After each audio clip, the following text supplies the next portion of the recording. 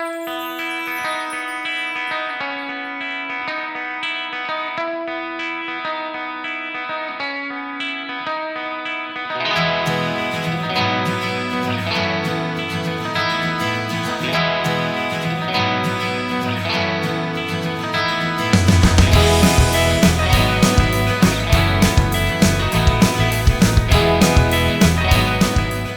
canto coral é uma paixão e um hobby de Rosita Jussara Schneider. Nossa segunda entrevistada do projeto Estamos Juntos, nossa gente, 40 anos de Teutônia, se dedica a manter o legado dos colonizadores alemães desde 1858. A quantidade de corais e o número de cantores tornou Teutônia a capital nacional do canto coral, um patrimônio imaterial da cidade. Rosita Schneider nasceu em Teutônia, quando ainda pertencia à Estrela. A ligação com as comunidades evangélicas, o apreço pela música, o apoio de familiares e pastores incentivaram sua conexão com o canto coral. Ela sonha em deixar essa semente para as futuras gerações. São muitas lembranças, né? Porque eu desde que nasci, moro aqui exatamente nessa região, né? A gente morava próximo dos meus avós. Claro que naquela época, e talvez é tão difícil assim a gente pensar que isso era assim, né? Não se tinha nenhum recurso praticamente, né? A gente teve uma infância muito livre, muito saudável, de pé descalço, de brincar na terra, de brincar nos paióis, com as palhas de milho, com os sabugos de milho, mas também tinha uma carga bastante grande de responsabilidades, né? Porque a gente desde pequeno foi ensinado que a gente tinha que participar, né? Os meus avós eram agricultores, o meu pai também trabalhava na agricultura, além do trabalho que ele também trabalhava fora. E a gente cresceu tirando leite de vaca, alimentando as galinhas, os porcos, tinha-se criação, a gente tinha que cortar pasto. Também tenho boas lembranças de recolher batatas, na época do plantio das batatas e da colheita, né? O meu avô passava com um arado e a gente caminhava atrás recolhendo as batatas. Então, foi uma infância saudável, livre, mas de muita responsabilidade também. Aqui o bairro Canabarro, ele tinha uma rua que era com paralelepípedos, e só um trecho dela que foi na rua Carlos Arndt, né? Onde isso começava por volta ali de onde era o Curtume, ali Couros Bom Retiro, próximo ao Bradesco, e vinha até o acesso aqui, até a entrada da linha Germana. Era esse trechinho que tinha paralelepípedos. Essa aqui era a área de terras que a gente costumava subir na carroça de boi. Subir na carroça de boi com o meu avô, porque a vida era dura, né? E muita área cultivada era subindo aqui pelo morro acima, onde eles cultivavam as áreas para pasto, para inclusive plantações de milho, de outras culturas também. Soja tinha um pouco, mas não tanto. Enfim, a gente cresceu aqui nesse verde, que hoje não é mais tão verde, né? Mas num primeiro momento, assim, quando eu era bem criança, a gente usava a casca da palmeira e saía escorregando aqui. Escorregando aqui por baixo. Exatamente, por aqui, por toda essa região. E de carreta de boi, o caminho era esse aqui mesmo, ó. E não era um caminho reto, porque a gente vinha de lá, aí tinha que seguir para cá, depois subia para a área de plantio, que fica mais lá em cima do morro, né? Ah, sim. Essa parte, e não existia trator, né? Era tudo puxado com carro de boi e a gente na carona disso.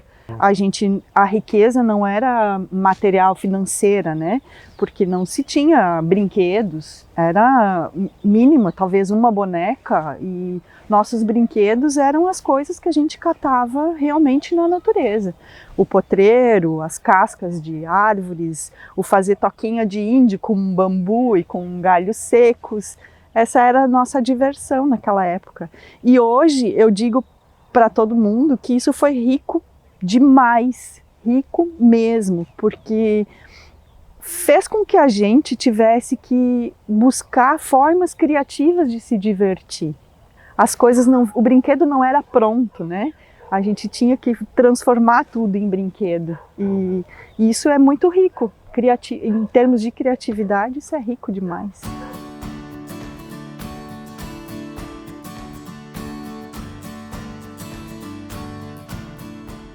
Eu tenho 54 anos. Então, naquela época que a gente nasceu, a vida comunitária era o que se tinha.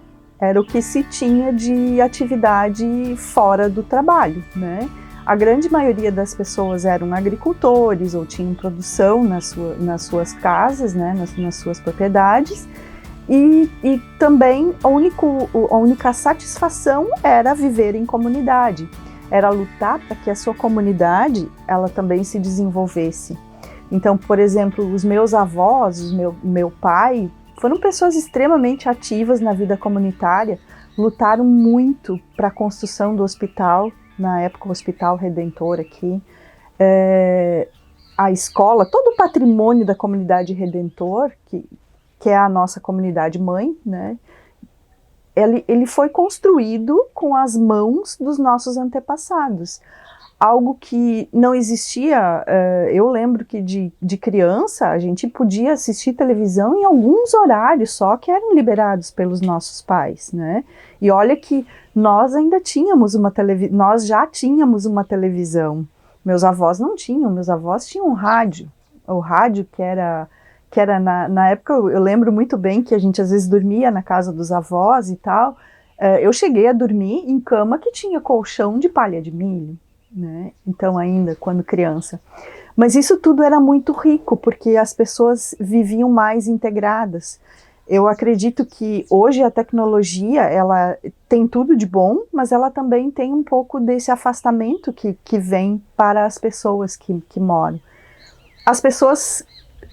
sempre o lado ruim de lugar pequeno, cidade pequena e de antigamente, que o prazer maior era saber tudo da vida dos vizinhos, né? Dos vizinhos e das demais pessoas da cidade. Mas isso não tinha só o lado negativo da fofoca ou da conversa, né? Isso também tinha uma questão de cuidado. As pessoas, elas se cuidavam umas às outras.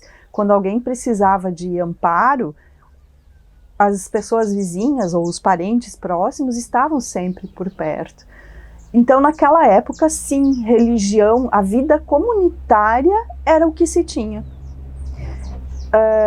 Participar de culto infantil, ir nos cultos na igreja. Eu lembro bem que a minha bisavó, ela tinha uma crença, ela dizia assim, quando a gente tem uma roupa nova, que era muito raro, né? A gente tinha pouquíssimas roupas, pouca roupa nova. E a minha bisavó dizia, quando se tem uma roupa nova, o primeiro lugar a se usar é no culto. Então a gente cresceu com uma importância muito grande para essa vida comunitária, para a religiosidade também. Confirmação era o evento, né? A gente era feito roupa de exame de confirmação, depois a roupa especial para confirmação. E vida social, tinha o Canabarrense, que era um clube, né, que era ligado à comunidade Redentor no seu princípio, onde todo membro da comunidade também passava a ser sócio do Canabarrense. E os bailes de Querpe era o evento que se tinha, praticamente um dos poucos anuais. Era o baile de Querpe, festa de comunidade e o baile do coral, né? Bailes do coral eram fortíssimos naquela época, né? Eram lugares de integração, de fato. Aqui é que se dava, nessa região é que se dava toda a vida comunitária, dos membros da comunidade Redentor e, por que não dizer, também da comunidade dos moradores de Canabarro.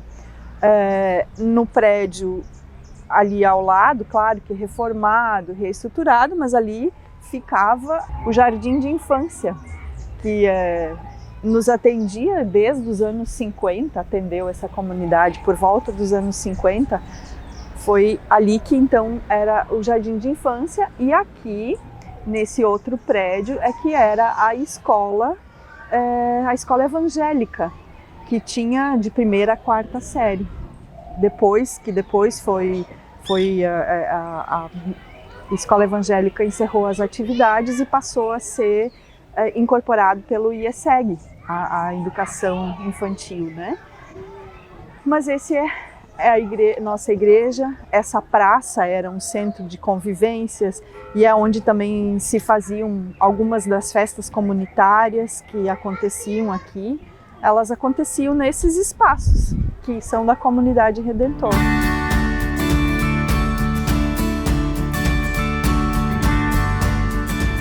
Como é que a Rosita entrou no canto coral? Então, minha família, meus familiares antepassados, todos eram extremamente participativos em vida comunitária, e o canto coral era um dos pontos mais máximos assim dentro de uma comunidade. Aqui em Canabarro nós tínhamos sempre o coro de homens, que é o mais, eu acredito que seja o mais antigo aqui da cidade de Teutônia. Ele tem mais de 150 anos, o coro General Canabarro, né? Coro de Homens General Canabarro.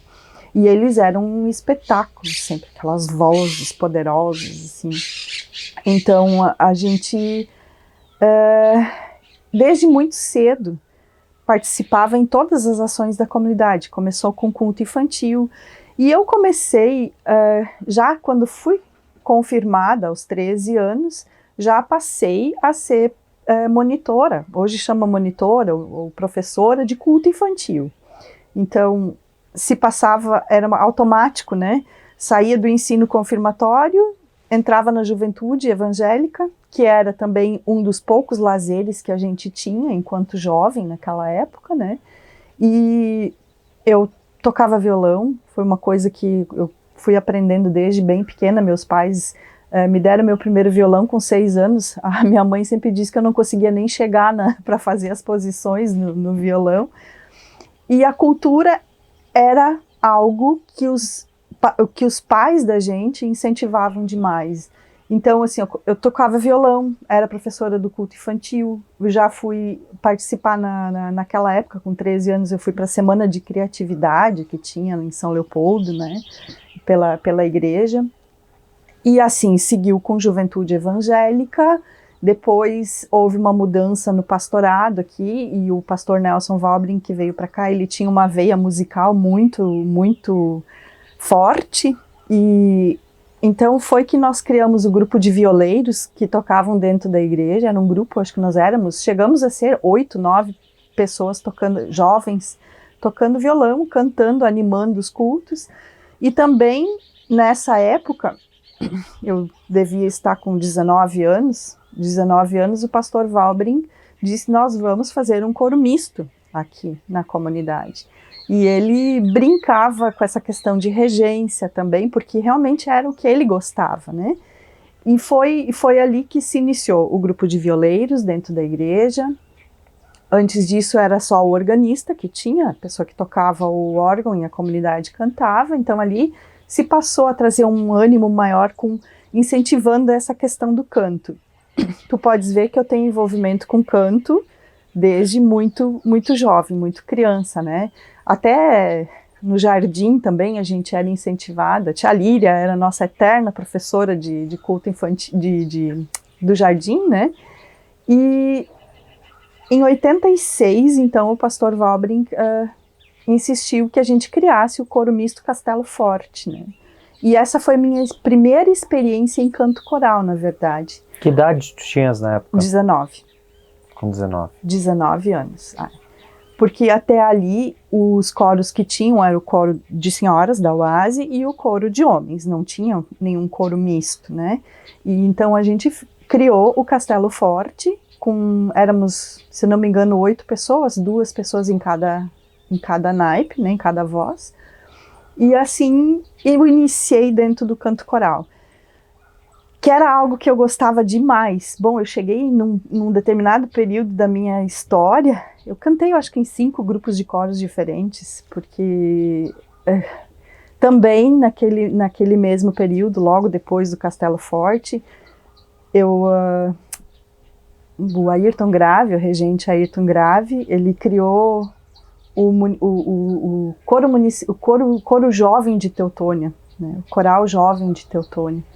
Então até a gente estava, tinha um parente da minha mãe que era fotógrafo. Era um grupo pequeno também, nós éramos poucas pessoas, a Cristel, a Mara, eu, acho que foi a Neuza também, Vobrin, que eu não lembro bem, o Marco Malman, o Marlon Gaussmann, o Marlon e acho que até o irmão dele também. Mas enfim, éramos, ou o Gerson Grebin, que eram pessoas que cantavam, e a gente cantou, e teve uma filmagem ali no centro administrativo que foi feita, acho que pela Bandeirantes, e um parente da minha mãe fotografou na televisão, quando estava passando o programa, que foi filmado, a gente cantando, né? Fotos, esses registros não eram como é hoje, né? Que a gente tira trocentas fotos de diversas fotos da mesma situação e tal. Naquela época isso era mais raro, né? Ter muita fotografia. Até porque tudo tinha que ser revelado e isso tinha um custo muito elevado, né? Teve o coro municipal jovem, teve o coro, então, o misto Castelo Forte. Depois também participei do coro do Colégio Teutônia, que era o coro da APA. E tô aqui até pensando que eu já esqueci de tanta coisa que eu já participei.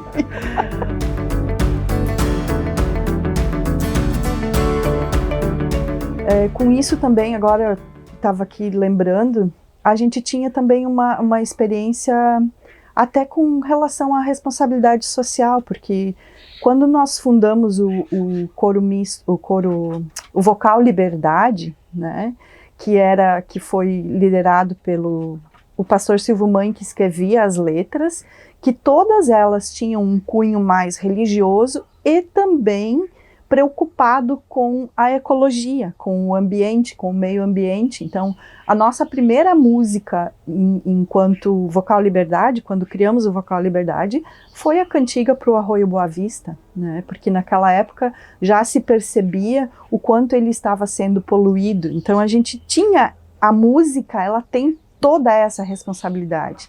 É de alegrar as pessoas, é de ser um certo alento também, porque a música sempre foi muito usada também nos momentos tristes, né? Em falecimentos, amparo. E isso sempre foi um tom muito importante da música. A mensagem que ela leva. O que o coral, o canto coral, representa para ti? Meu hobby. Com o passar do tempo, eu acho que a gente vai percebendo que, além da mensagem que a gente pode levar para os demais, e de fazer o bem e de ter... Eu acho que ele também nos deixa mais felizes, né? Porque você está se dedicando a fazer algo que precisa de harmonia, que precisa de sintonia com as outras pessoas, porque a sintonia, ela não é só de quem canta. A parte mais interessante de uma apresentação artística, seja ela qual for, é o quanto ela toca as pessoas que estão assistindo. Então a sintonia, ela não é só entre os cantores, ela tem que ser também uma sintonia com o público que está assistindo. E eu gosto de me sentir sintonizada e harmonizada com tudo que me cerca. E o canto coral, quando a gente se dedica, estuda e pratica, ele traz tudo isso.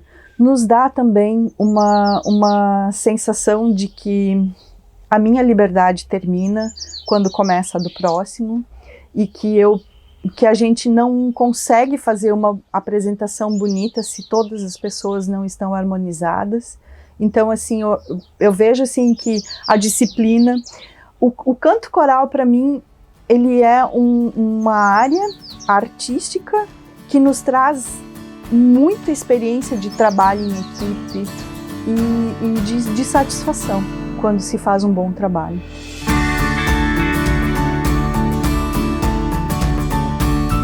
Me despedi da Associação de Coros esse ano, né? E estamos em processo de troca de diretoria.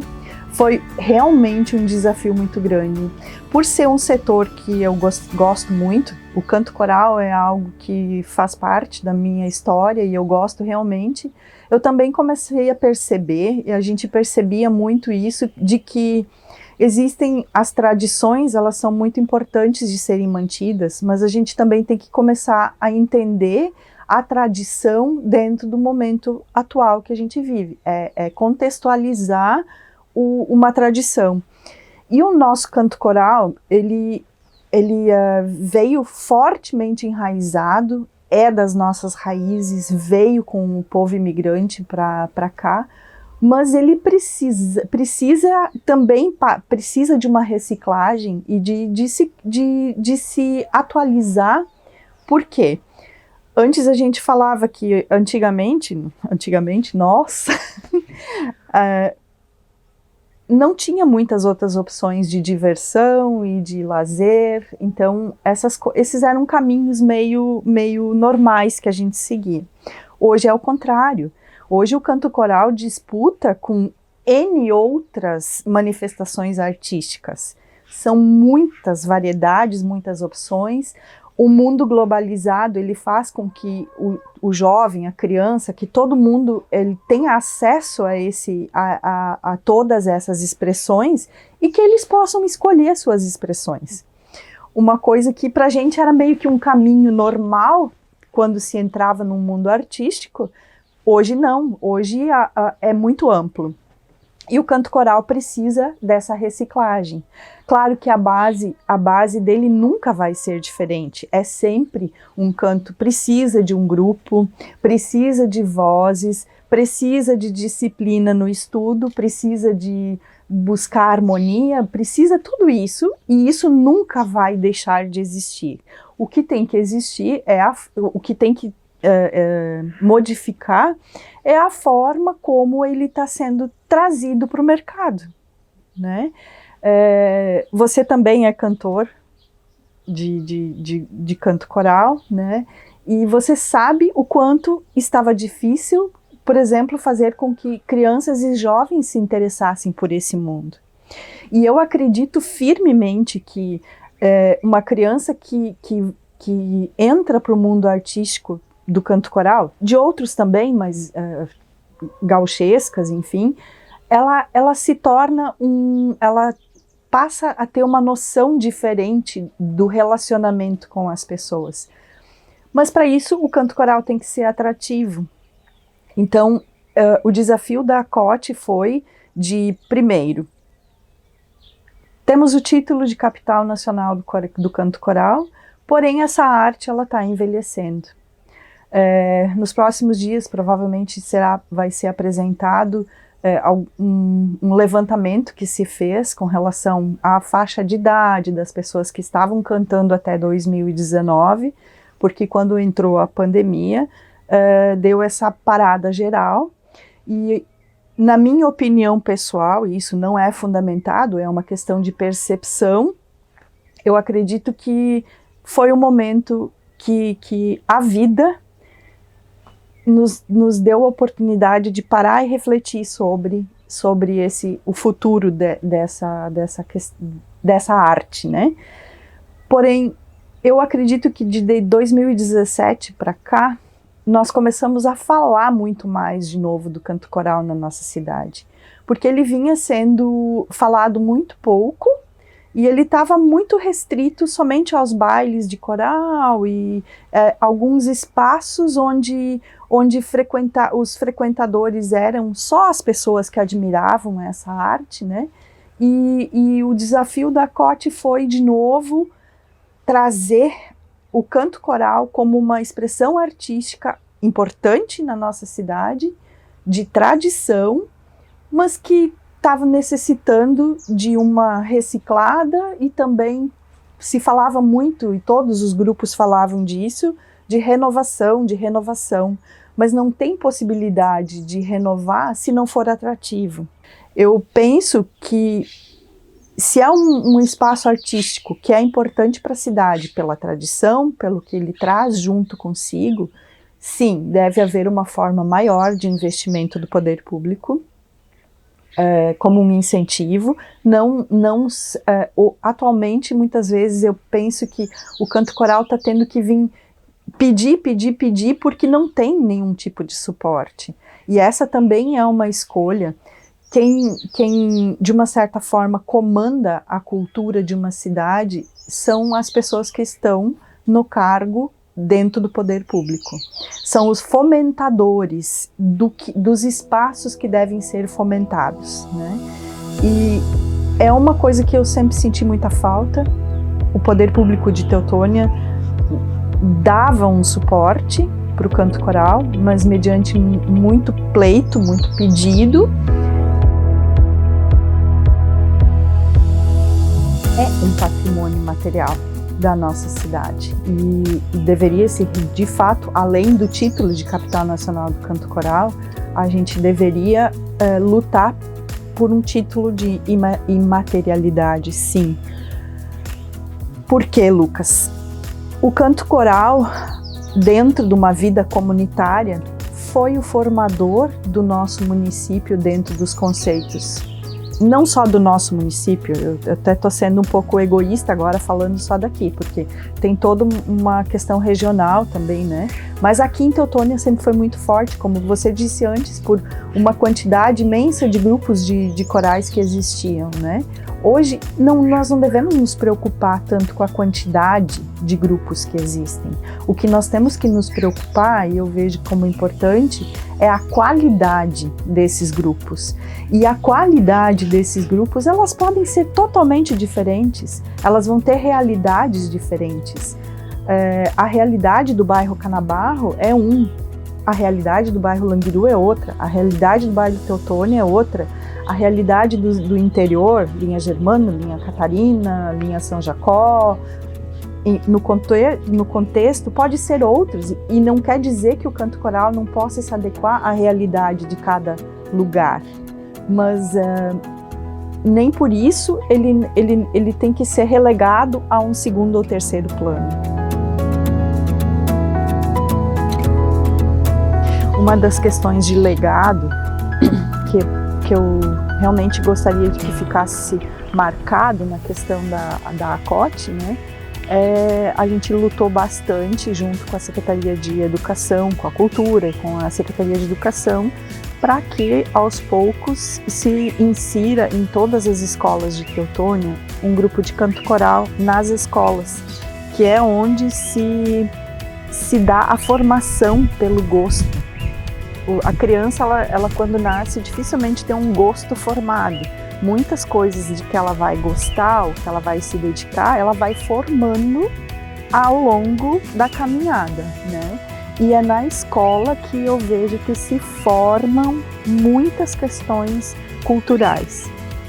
A educação familiar é imprescindível, mas a formação por gosto cultural, ela se dá muito dentro da escola. Então era um sonho, e a gente vinha construindo esse sonho até que a pandemia chegou, na verdade, de que ainda no município de Teutônia entenda que possa colocar como currículo ou como uma questão que todas as escolas formem o seu grupo de canto coral infantil, juvenil, e assim, eu sonhando a longo prazo, eu às vezes imaginava assim, nossa, imagina um festival de canto coral só das escolas do município. Que legal que seria, né? Com premiação para a escola que mais movimentou o público, que mais fez com que o público interagisse, que é uma maneira de nós revivermos essa tradição nos moldes modernos, não precisando ser no repertório antiquado, né? Num repertório mais moderno. E dentro desse festival, dentro das escolas, poderia ser um show musical, né, com dança, coreografia, com canto, em vozes ou não, né? Tudo são expressões que se originam no canto coral.